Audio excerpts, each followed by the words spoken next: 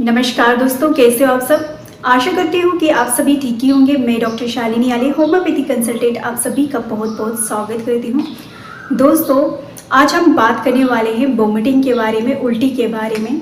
तो वोमिटिंग के बारे में आप पहले से ही कुछ ना कुछ जानते होंगे, लेकिन आपके नॉलेज में कुछ नॉलेज में ऐड करना चाहती हूँ। वोमिटिंग उस कंडीशन को कहते हैं जब कोई पेशेंट अपनी इच्छा के या फिर अपनी बिना इच्छा के भोजन को अपने मुंह से बाहर निकाल देता है, एक्सपेल्ड आउट कर देता है, तो उसे कहते हैं वोमिटिंग का होना। वोमिटिंग होने के यानी कि उल्टी होने के बहुत से कारण होते हैं, जैसे कि इसमें बहुत सारे फैक्टर्स ट्रिगर का काम करते हैं।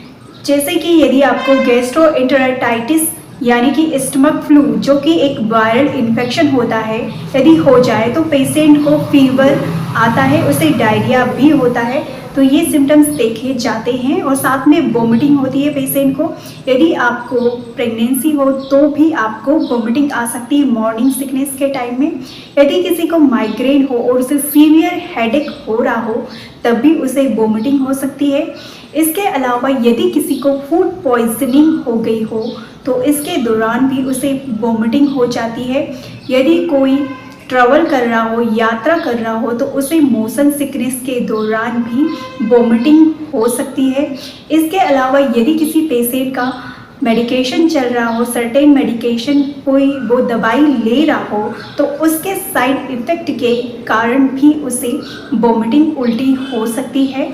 और इसके अलावा यदि कोई पेशेंट ओवर ईटिंग कर लेता है, ओवर ड्रिंकिंग कर लेता है, तो उसे वोमिटिंग हो सकती है। तो ये सभी कारण थे वोमिटिंग उल्टी होने के।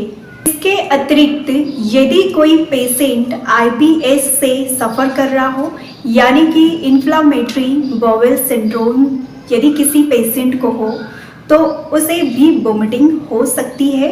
यदि आपको सीवियर वोमिटिंग हो और साथ में आपको फीवर आए और डायरिया रहे, कॉन्स्टिपेशन रहे, नोशिया हो, गैस्ट्रिक की प्रॉब्लम हो जाए, डाइजेशन अपना आपका सही नहीं हो, तो आपको तुरंत ही डॉक्टर को दिखाना चाहिए। यदि आपको दोस्तों बहुत ज़्यादा लगातार सीवियर वोमिटिंग आए, आपके पेट में दर्द बना रहे, आपको बहुत ज़्यादा क्रैम्पिंग लाइक पेन हो, साथ में आपको डिहाइड्रेशन बना रहे और फीवर भी आए, आपको सर दर्द भी हो, बहुत ज़्यादा कमज़ोरी फील हो और ब्लडी वोमिटिंग हो, तो आपको डॉक्टर को ज़रूर दिखाना चाहिए। वोमिटिंग के केसेस में मुख्यतः प्रिस्क्राइब की जाने वाली होम्योपैथी मेडिसिन इस प्रकार से है।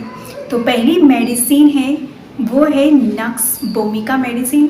इस मेडिसिन को आपको तब प्रिस्क्राइब करना है जब किसी पेशेंट को ब्लॉटिंग सेंसेशन हो उनके पेट में, साथ में गैस बन रही हो और उसकी सेडेंटरी लाइफ हो, वो बहुत ज़्यादा अल्कोहल का एडिक्शन करता हो, तो इन सभी सिम्टम्स को देखते हुए आप प्रिस्क्राइब कर सकते हो नक्स वोमिका मेडिसिन को 30 पोटेंसी में एक दिन में 3 बार और इसकी 4 पिल्स। तो ये आपको बहुत ही इफ़ेक्टिव, बहुत ही अच्छा रिजल्ट देगी। सेकेंड बेस्ट मेडिसिन है आर्सेनिक एल्बम।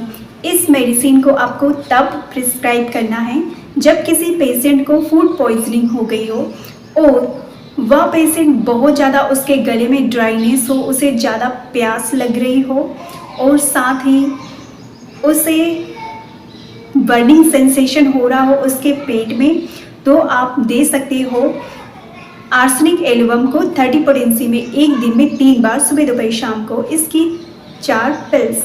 तो यह आपको बहुत ही इफ़ेक्टिव, बहुत ही अच्छा रिजल्ट देगी। वोमिटिंग के लिए दी जाने वाली हमारी नेक्स्ट मेडिसिन है इग्नेशिया। इस मेडिसिन को आपको तब यूज़ करना है जब किसी पेशेंट का मूड स्विंग होता रहता है और उसका क्राइंग नेचर होता है। तो इस सभी सिम्टम्स को देखते हुए हम उसे देते हैं इग्नेशिया मेडिसिन को 30 पोटेंसी में एक दिन में 3 बार, उसके 4 पिल्स। तो यह मेडिसिन आपको बहुत ही इफ़ेक्टिव, बहुत ही अच्छा रिजल्ट देगी। तो इस प्रकार से हमने आज वोमिटिंग के बारे में जाना है और इसके कॉज क्या होते हैं, इसके सिम्टम्स क्या होते हैं और इसमें दी जाने वाली होम्योपैथी मेडिसिन को भी जाना है। तो इस प्रकार से ये वीडियो नॉलेजफुल था। इसी तरह के नॉलेजफुल वीडियो में हम मिलेंगे नेक्स्ट वीडियो में। तब तक के लिए नमस्कार, धन्यवाद।